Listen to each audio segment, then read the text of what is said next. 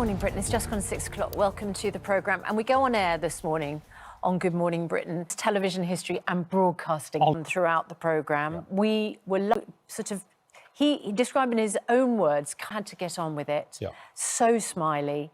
With hood, it would be. Then surely that state decides to win elections. They raise an interesting point.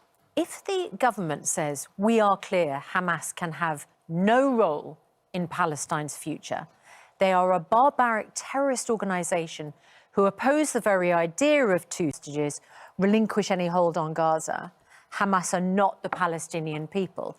On the question of elections next year and polls showing that Hamas would win square that circle. Well, if we... The leader of the Liberal Democrats, it's our first interview with him since he celebrating Trump, which was held at Windsor Castle because, of course, of the issue of Gaza. So we'll find out what he thinks. William...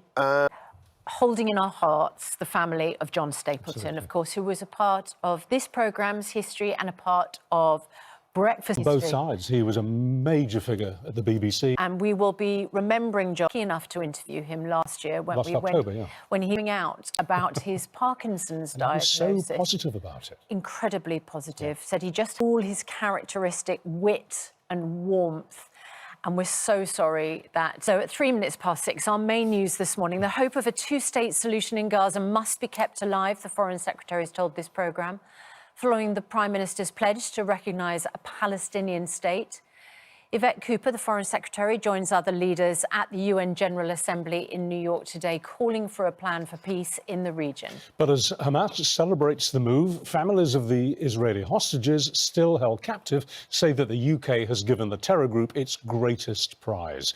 Well, our political correspondent... That is our top story this morning, and we'll discuss that with Andrew Pearce and Kevin Maguire. We also have a representative from the Foreign Office on this morning. Hamish Falconer is our minister, so we will be asking about that. Now, though, 6:06, here's Sean with the rest of the day. A man who tried to murder and strangle repeatedly his ex-partner has been sentenced to 20 years in prison.